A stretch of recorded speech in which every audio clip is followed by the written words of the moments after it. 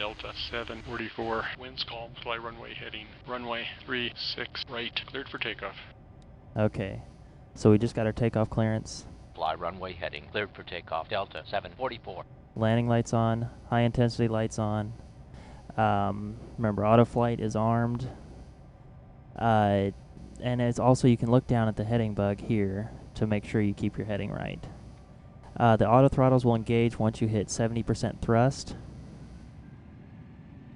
And from there, you really won't have to mess with the throttles again until you are...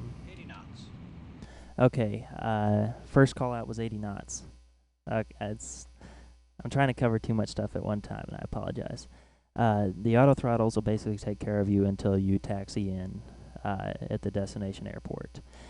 Anyway, he just called out 80 knots, and that is just a standard call out to make sure that the pilot not flying calls out 80 knots, and the pilot flying checks that his airspeed indicator registers roughly the same. It's just a quick check, and it also lets increase the situational awareness. The next call out is going to be V1. This is the V1 is the highest speed at which you can abort the takeoff. Once you reach V1, which in our case is 134 knots, you can no longer abort the takeoff. You're committed. You have to leave the ground. Before V1, you can pull the throttles back, and the auto brakes and the spoilers will deploy, and you can stop before the end of the runway. After that, you cannot stop before the end of the runway. So the most dangerous time, I guess VR is where you pull back on the stick. It's rotate, and it's you pitch up to about 15 degrees nose high. Don't pitch up higher than 15 degrees nose high before you leave the ground or you get a tail strike. And V2 is the minimum 2 engine climb speed. So basically, once you pass V2, if you have an engine flame out, you can still climb out. You're okay. So the most dangerous part of any flight is between V1 and V2, because if you have an engine flame out there, you are in trouble. And all you can really do is hope. Anyway, so that, and this isn't just with the MD-11. This is how this is done with every airplane. And it's a standard procedure. So we're going to go through the takeoff roll now. And for us, V1 and rotate are right on top of each other. Okay, I'm going to pull this up so you guys can see it a little bit better. But I'm going to make it smaller so I can actually see what I'm doing. There we go. Now, you notice these two bars are the flight director.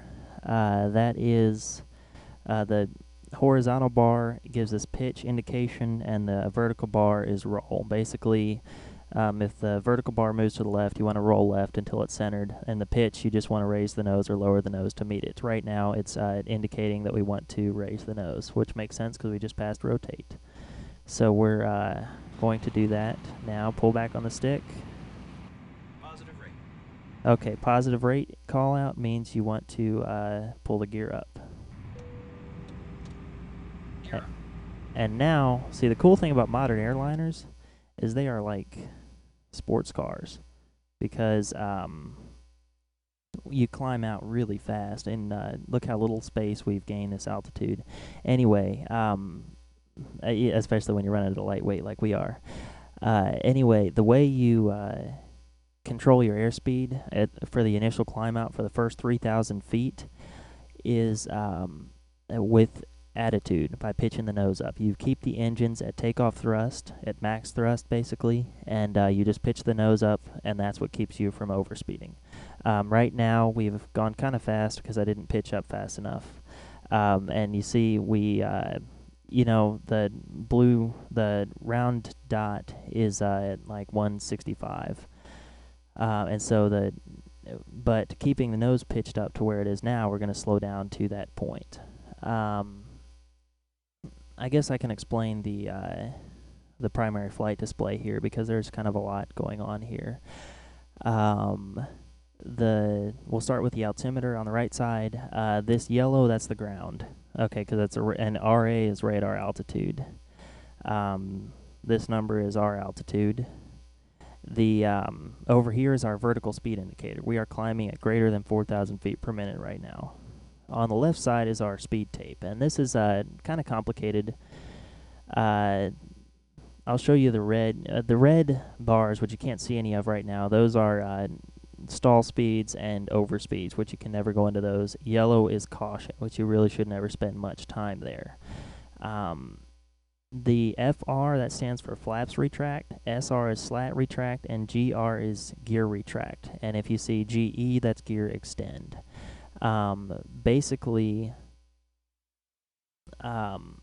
see how this one is green? That means we are above flap retraction speed. But I'm not going to retract my flaps yet because we're going to slow down because I didn't pitch up fast enough. And it's going the auto flight is going to maintain our airspeed at about 165 knots until we get 3,000 feet above the ground, at which point it'll start accelerating, and then we'll retract the flaps. But don't retract them too early or you'll stall. SR is slat retract, like I said. And that one's yellow, which means we are not going fast enough to retract our slats. If we were to retract them now, we would be in a stall region, basically. And if there's one below, like if there was a flap extension below us that was yellow, that means that we are going too fast to extend the flaps, and we have to slow down if we want to. Let's see, anything magenta is computer generated. So like this airspeed, we never plugged it in, the computer came up with it. Same for V2, same for the pitch and roll cues here. Green tells us is, I guess, legitimacy. If I'm remembering correctly, basically 006, that is where the nose is pointed. The green is where we are actually moving. So if you have a crosswind or something, that'll move off to the left or the right. It's just more for information and also, I guess, for navigation. But if ATC gives you a heading, you point your nose that direction. You don't move the green arrow, if there's a huge crosswind or something. And I guess that covers the PFD for now. We'll go back into it. Anyway, so another thing, I like to fly manually, pretty far out. A lot of people will turn the auto flight on as soon as you get 200 feet above the ground, which you can do, but I like to, Delta 744, fly this airplane. Departure. Anyway, look how high it's got us pitching up. Talk about fighter jet.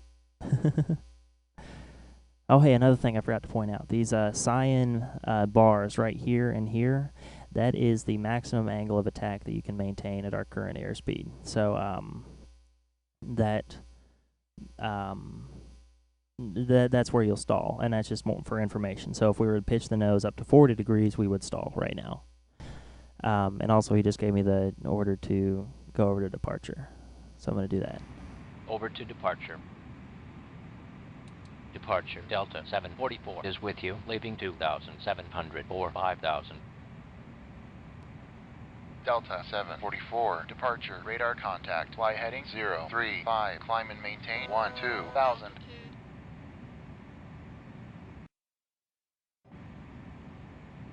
Fly heading 035, climb and maintain 12,000, Delta 744. Okay, see, this is one of those times that I pause it because there's no way to set these bugs and fly the plane at the same time. So he told us to climb and maintain 12,000 and fly heading 035. And also, when you set a heading, right-click on it. You want to do the pull option, which, like I said, I hate messing with these, but if you can see, the hand turns to a flat palm out thing, and then you right click, and that's how you pull it. And now you can see our autopilot has updated, or our heading bug has updated to heading 035, and that's what our pitch and roll cues are going to tell us, and it's going to start rolling us left here. Rolling us right, sorry. And now it's also got the nose coming down. See, I was talking and not paying attention, and we almost stalled, but we're okay. Now, we also want to hit FMS speed because it's not doing what I want it to.